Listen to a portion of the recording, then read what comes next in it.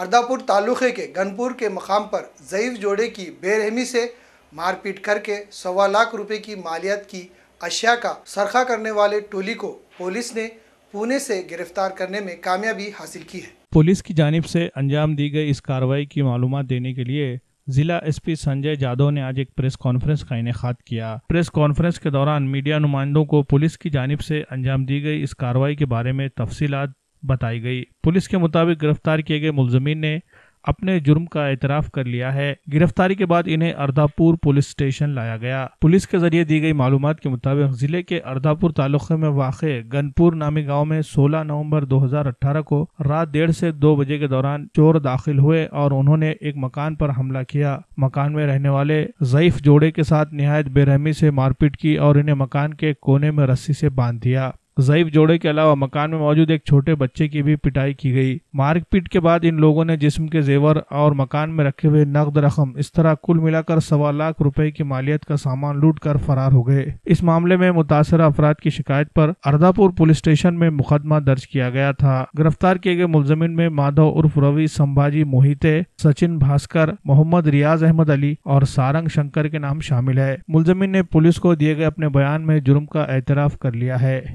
Police के मुताबिक गिरफ्तार किए गए मुलजमिन ने सुरखे की कई वारदात अंजाम दी है और ये लोग सिर्फ महाराष्ट्र में ही नहीं बल्कि दीगर रियासतों में चोरी डकैती की संगीन वारदातें अंजाम दे चुके हैं। मुलजमिन को पकड़ने में पुलिस को मिलने वाली ये बड़ी कामयाबी बताई जा रही है।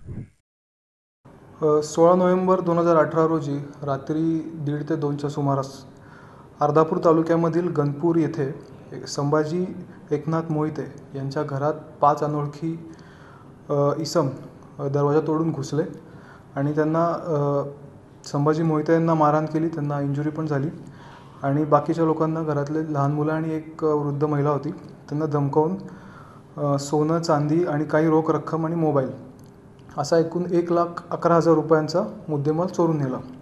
त्याप्रमाणे अर्दापूर पोलीस स्टेशन येथे गुन्हा 395, 397 अन्वये गुन्हा दाखल करण्यात आला।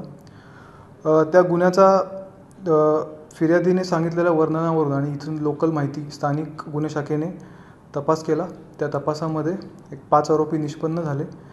त्यातील माधव उर्फ रवी संभाजी मोहिते 24 वर्ष, राहणार पळसगाव, तालुका वसमत, जिल्हा हिंगोली, सचिन भास्कर जाधव 23 वर्ष, राहणार पिंपळशेडा, तालुका मालेगाव, जिल्हा वाशिम, मोहम्मद रियाज मोहम्मद अली वय 24 वर्ष, राहणार हिंगरीजान, जिल्हा मोरानहट, राज्य आसाम यांना वरोरा येथून, तसेच एक आरोपी सारंग शंकर गोदरे वय 27 वर्ष, राहणार गणपूर, तालुका अर्धापूर, जिल्हा नांदेड यांना ताब्यात घेतलेला आहे।